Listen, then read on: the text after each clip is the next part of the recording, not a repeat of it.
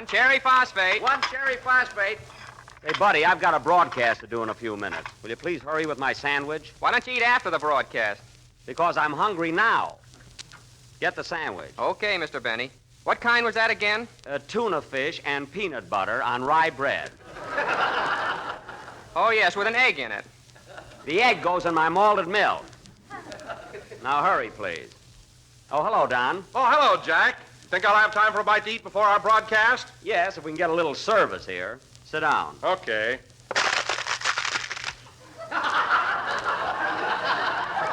Well, there goes my new straw hat.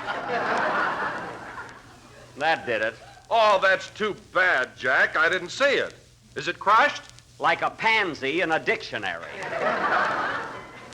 Is my hat crushed? Well, I'm so sorry, Jack. I think I ought to pay for it. How much did it cost? No, forget about it, Don. Okay. Gee, Chris. Just think. A few more minutes and we'll be during our last... $4.50. Just mail me a check. You know? Hiya, Mr. Wilson. What'll it be? I'll have a club sandwich, please. Okay. One clubby for Tubby. Coming up. And hurry mine while you're at it. Hi, Jack. Hello, Don. Oh, hello, Mary. Hello. What are you eating, Jack?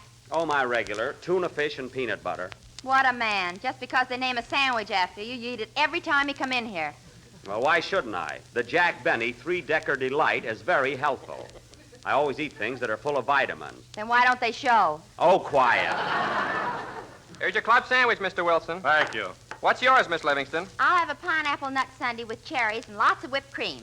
My goodness, Mary, why don't you eat something with vitamins? Okay, put some tuna fish on it. Mary, you better save all those cute remarks for the program. And incidentally, young lady, as long as this is our farewell appearance, I wish you'd be a little more careful what you say. You mean I shouldn't tell them what happened at Paramount yesterday? Don't you dare. What happened, Mary? Never mind. See? You're starting already. Go on, Mary. What was it? Yeah, what happened? You stay out of this.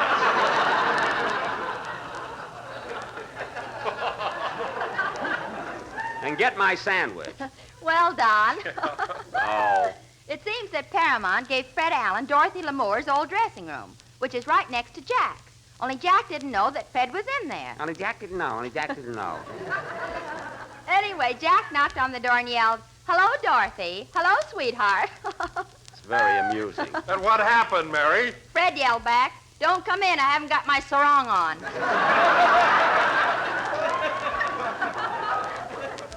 Yes, but he didn't fool me for a minute. But, Jack, I thought you told Mark Sandridge, the director, that you wouldn't make a picture with Alan. Well, we compromised, Don. Alan can be in the picture, but he has to be the straight man. He gives me all the leads, and I give all the answers. Well, that'll be a novelty. The questions getting the laughs. I'll get the laughs, don't worry. Here's your pineapple sundae, Miss Livingston. Thanks. Hey, wait a minute. She just got here. Where's my 3-Decker? Bill's putting a poop deck on it.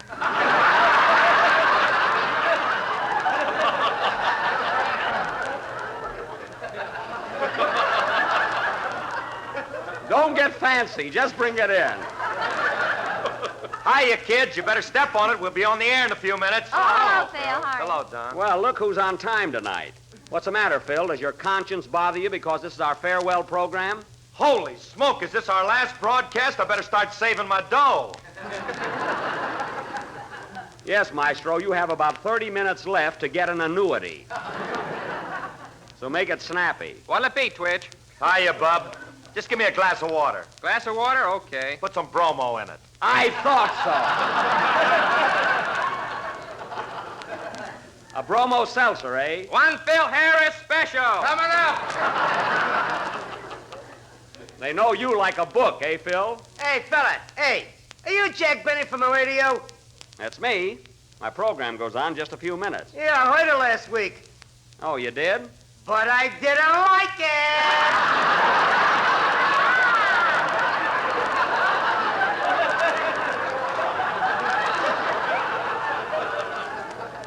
That's too bad. You know, I can't please everybody. Yeah, especially me. Well, so long. I'll be listening.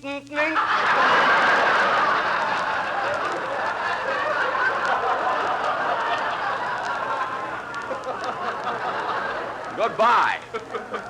I'm going to worry whether he likes me or not. Here's your sandwich, Mr. Benny. Well, it's about time. Give me that malted milk, too. Okay. Boy, am I hungry. Say, Jack, I better run along upstairs. I'll see you in the studio. All right, Don. Well, I'll be darned. Hey, buddy, I ordered a tuna fish and peanut butter. Well, what's the matter? This is tuna fish and peanut brittle. A fine combination. Well, we're all out of peanut butter. It's a nice time to tell me. Bring me something else, then. Bring me a turkey sandwich. Okay. 1 turkey for jerky. Coming out! Now, see here, young man, I'm a very good customer, and if you think that Pardon me, mister. Is this seat taken? No, sit right down. Hey, Jack, it's getting late. We better get out of here. Yeah, come on, Jackson. We'll be late for the broadcast. Oh, I think I got time to eat a sandwich. Pardon me, mister, what time is it? The time? Yes. I don't know. Hey, Eddie, what time is it? I don't know. Hey, Bill, what time is it? I don't know. Hey, Sam! Never mind, I'll eat after the program. Come on, Mary, hurry up, Phil.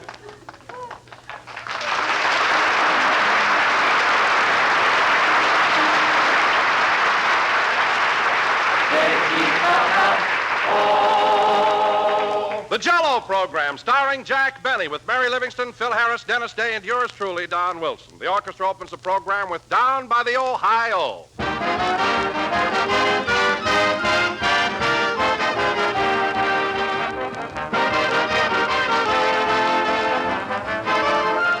You know, ladies and gentlemen, a great many desserts are outstanding for one single quality. Some you remember for their delightful taste, others for their tempting appearance, their simplicity, or their low cost. But when it comes to Jell-O, there's a dessert that has everything. Color, yes, color so gay and inviting that Jell-O is a joy just to look at. Flavor, extra rich flavor, as downright refreshing as the fresh, juicy, ripe fruit itself. Ease and speed, for Jell-O dissolves instantly and sets quickly. Economy, because one package, costing only a few pennies, serves the average family in generous style. And last but not least, variety. For with Jell-O, you can enjoy any number of novel and satisfying desserts. So be sure to keep a goodly supply of Jell-O on the pantry shelf at all times. Then you'll always be ready to serve family and friends their favorite treat, Jell-O, the dessert that really has everything.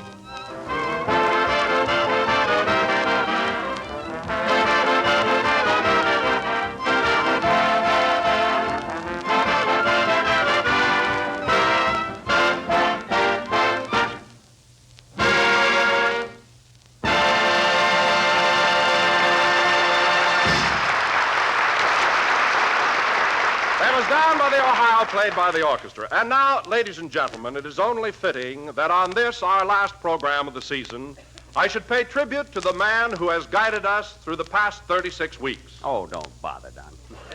A man whose spirit and leadership has made this program what it is today. Oh, anybody could have done it. Maybe. Continue, Don.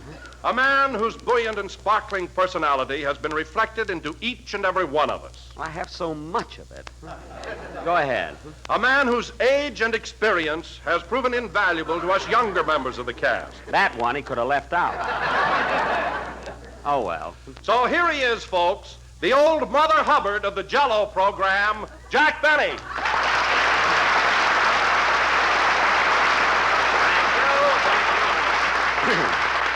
Hello again. This is Jack Benny talking. Old Mother Hubbard. That's a fine introduction on Father's Day.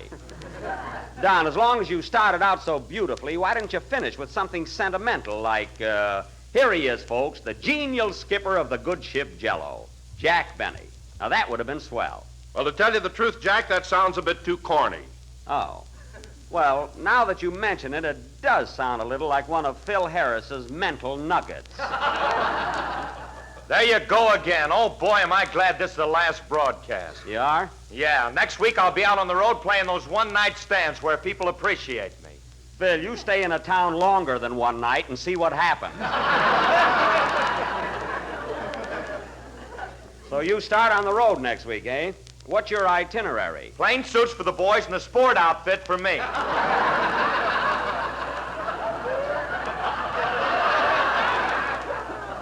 Well, that was my fault.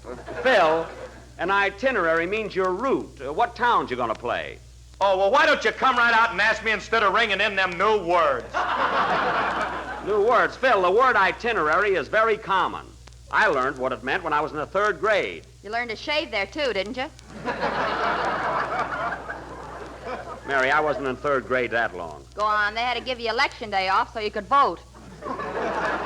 All right, go ahead. Keep it up. I suppose I had rheumatism when I was in the 3rd grade. You spent your lunch money on liniment, if that's what you mean. Now, cut that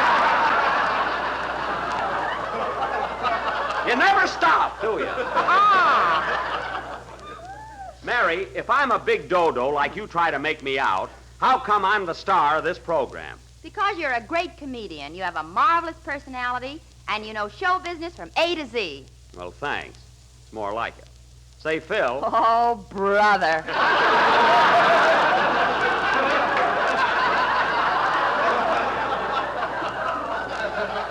Now, don't spoil it. Say, Phil, as I started to ask you before I was sent back to 3rd grade, what's your route? What towns you going to play? Well, tomorrow night we open in San Bernardino, then we go to Santa Barbara, then Long Beach, then San Diego. I see. Then the following night we go to Fall River, Massachusetts.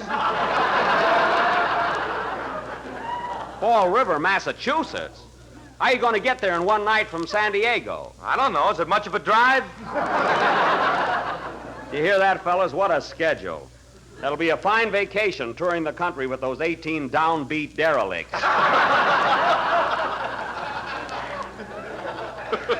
Say, Don, what are you planning to do on your vacation? Take a trip somewhere? Well, Jack, this may come as a sort of a surprise to you, but I'm going to make a picture for Harry Sherman at Paramount. It's a Western. Oh, well, I'll be darned. So you're going to make a Western, eh? Are you going to ride a horse, Don? Yes, sir, and you ought to see that animal. It's a beauty. So was Jack Straw Hat till you sat on it. Yeah, $4.50. Well, tell me about your picture, Don. Is it an interesting story? Oh, very. You see, I am Sheriff Slim of Rattlesnake Gulch, and there's a mob of outlaws that come in town one night to rob the bank. Rob the bank, eh? Yeah, but I'm having the story changed so that now they break into a grocery store and steal some Jell-O. Oh. That makes me fighting mad.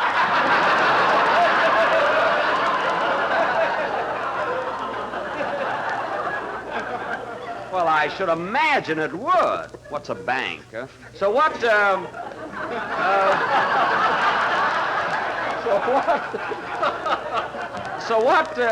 what happens, Don? Well, I jump on my horse and follow the outlaws to their hideout. I see. And I'm almost within sight of them when suddenly my horse goes lame. Oh, that's too bad. So I continue by foot. Don, you forgot to get off. And what happens next? Well, to make a long story short, I capture the bandits, bring back the Jell-O, marry the grocer's daughter, and we have 6 delicious children Don't named... tell me. I can guess. Imagine a kid named Lemon Wilson.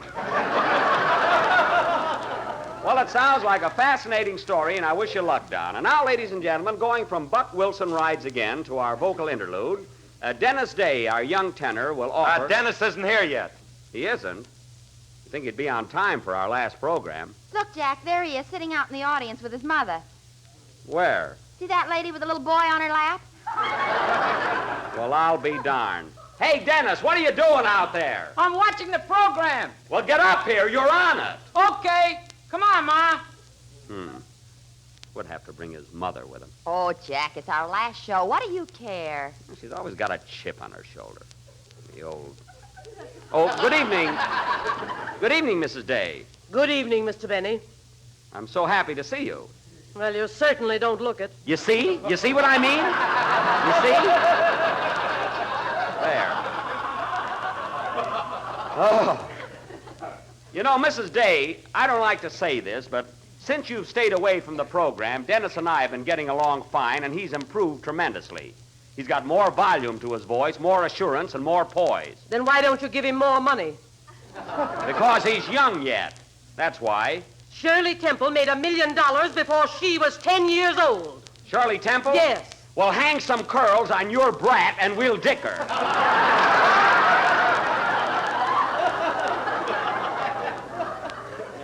Now, look, Mrs. Day, give me a little credit. I've developed your son into being a first-class comedian. Then he ought to have more jokes to tell. Oh, now you want jokes for him.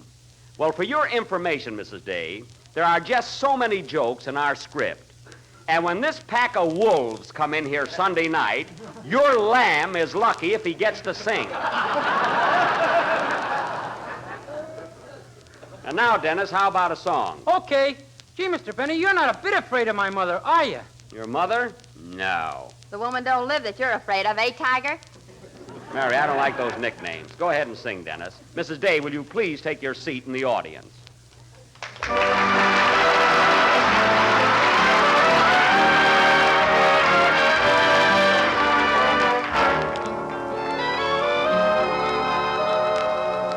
On your little swing, I heard you sing through the livelong day, the way that lovebirds do. For there were two of you. Then this tragic thing that called your poor little mate away, and only you remain to sing a blue refrain. Blue lovebird, your song's a tender theme that wasn't meant to sing alone. Blue lovebird, still singing for your mate, but it's your fate to wait alone. Once there were two of you singing to the dawn. What can a lover do when his love has gone?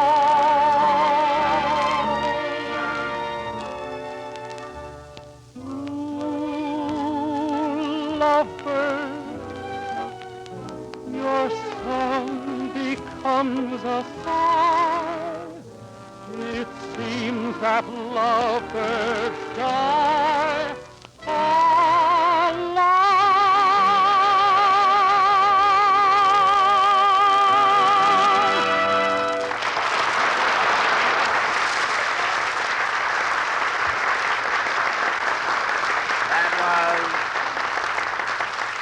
That was Blue Lovebird from Lillian Russell, sung by Dennis Day. A great song from a great picture. By the way, Dennis, did you see the picture? Yeah, and I was wondering, Mr. Benny, do you think Alice Faye on the screen was as beautiful as the real Lillian Russell? So they say. Of course, I never knew Lillian Russell. Uh-huh. Mary, I'm warning you. I suppose I knew Diamond Jim Brady, too. If you did, you didn't get any on you.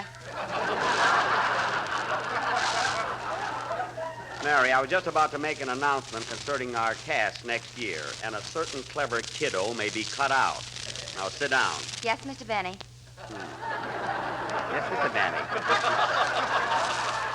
And now, ladies and gentlemen, before we conclude this final broadcast, I would like to announce that on Sunday, October the 6th, Mary, go away, we will return to the air for the same sponsor at the same time and with the same cast. Mary, Phil, Don, Dennis, Andy, and Rochester, who is now touring in vaudeville. Incidentally, Jack, who's taking over our summer show? Has it been settled yet? Yes, Don, the Aldrich family is going to move in for 3 months.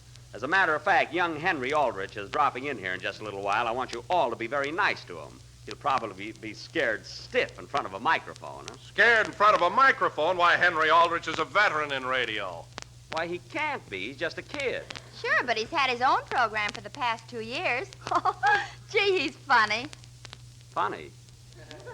Does he do comedy? Haven't you heard about him, Jackson? Why, that kid's a riot. He's terrific. He is? And he's young, eh?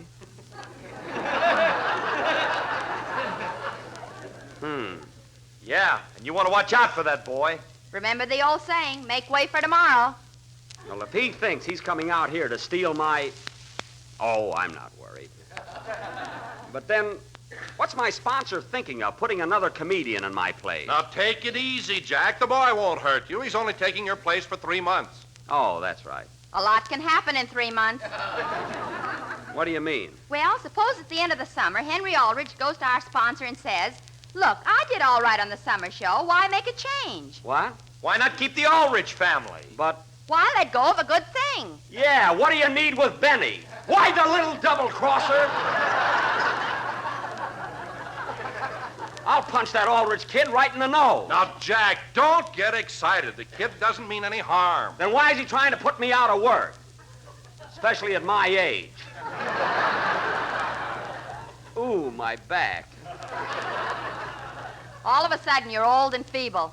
Oh, no, I'm not. Well, fellas, that's the way they want it, all right. Heaven knows I try to entertain the American public. But that's life, I guess. It's life. Jack, what are you talking about? You'll be back on this program next October. Don't try to soften the blow, Don. I can see the handwriting on the wall. Thank heaven I've saved a few pennies. Ye gods, have you got that fortune in pennies?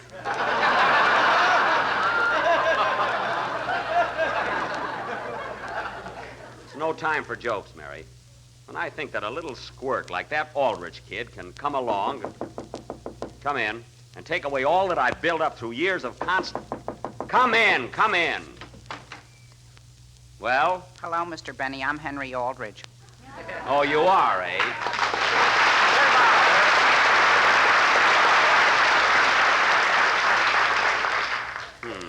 He got a nice hand there, didn't he? Yeah, that's the public for you, fickle. A little while ago, they were doing that for me. Well, young man, you can very nicely get right out of this studio. Get out of the studio. Why, our sponsor sent me I here don't to- care what our sponsor did. You don't start working on this program until next week, so scram. But I flew all the way here from New York just to be on your show tonight. I don't care if you did. Get out. But Mr. But Benny... nothing. Get out before I throw you out.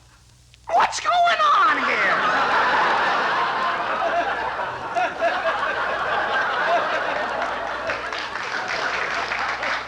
You know what's going on.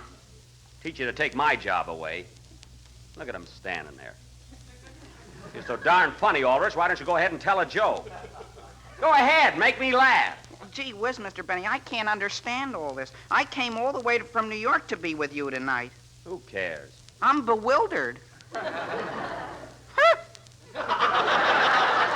Everybody told me you were such a nice fellow. I heard a little bit about you, too, buddy.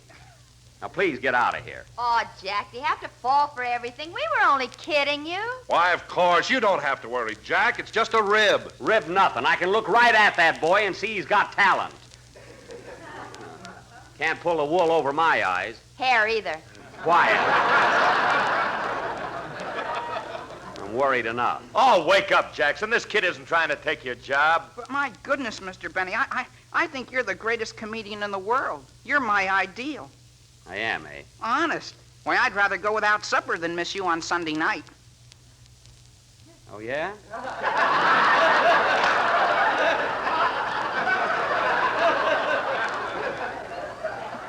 Well. Oh, I always listen. Why, I know all of your stuff by heart. Oh-ho! Put up your dukes! Put them up, kid! Jack! Grab him, grab him. Jack, what's the matter with you? Calm down. Calm down.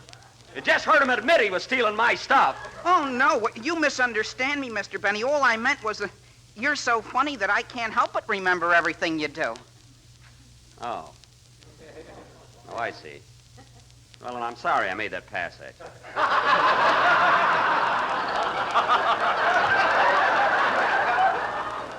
So you think I'm pretty funny, eh, kid? Yes, sir. I think Phil Harris is very amusing, too. Oh, you do, eh? But when it comes to class, you got him beat a mile. Well, Henry, I'll have to admit that Phil is a little corny. Oh, you're both corny, but you have more finesse.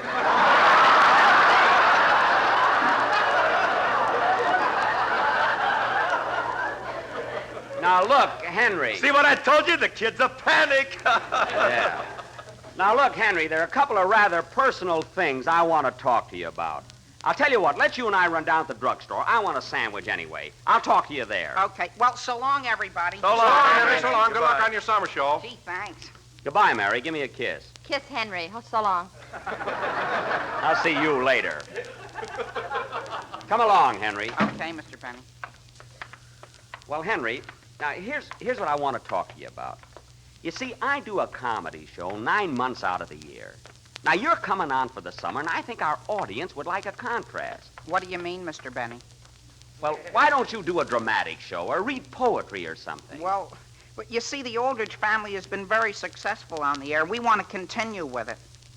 Oh. But, Henry, people get tired of laughing all the time. Why don't you introduce a serious note? You know, make people cry. Cry, Mr. Benny? Sure, that sob stuff goes over big. I smell a rat. Oh. Well, look, Henry, here's another idea. Have you ever considered doing a sort of an adventure serial? Something with suspense and action. For instance, look, you can be lost in the jungle. Savages and wild animals will be after you. You know, make a real thriller out of it. No comedy, eh? No, not in the jungle, Henry. Well, I don't think our sponsor would like that. Oh. Well, here's the drugstore. Let's go in and have something. Look, Henry, don't you want to show the sponsor how versatile you are? I want to get laughs, Mr. Benny, just like you do. Oh. Hey, buddy, give me a tuna fish and peanut butter sandwich. Okay. Let's try it again.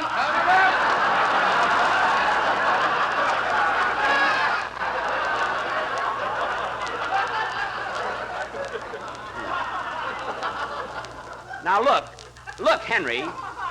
Henry, let me paint a picture for you. Say, for instance, you're lost in the jungle, and week after week, people will be tuning in to find out what's happening to you.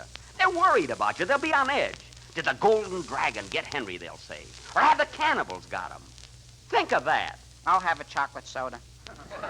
But, Henry... Vanilla ice cream. Now, look, Henry, forget about the jungle. Here's another idea for you. You're an office boy on a big new city newspaper, and you're just dying for a break. You want to be a reporter, see? Uh-huh. Well, one day there's a big fire in the building next door, and Millicent Mandalay, the girl you're going to marry when you're 21, is trapped in this burning building. You hear her screaming, "Henry! Henry, help me! Help!" No soap. Hey, listen. So hearing her cries, you dash right into the blazing inferno. Think of it, Henry. Flames to the right of you, flames to the left of you. I tell you, Henry, this is the kind of...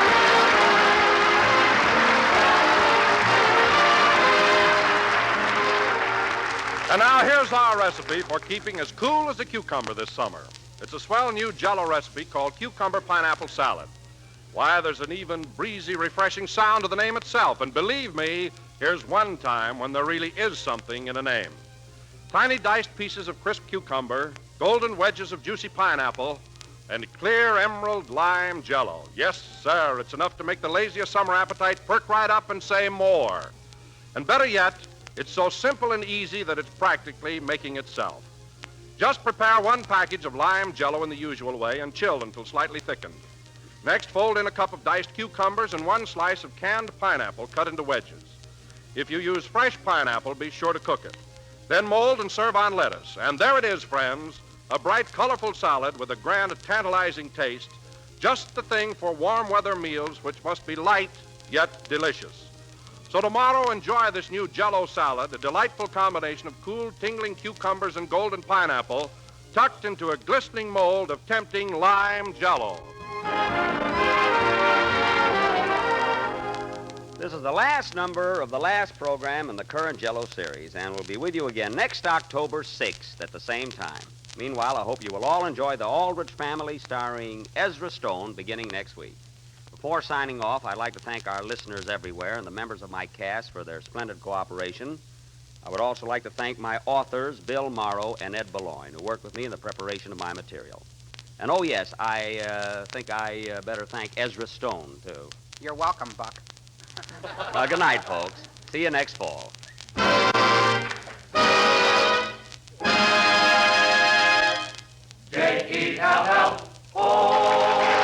Be sure to listen next Sunday to the Aldrich Family, same time, same station. This is the National Broadcasting Company.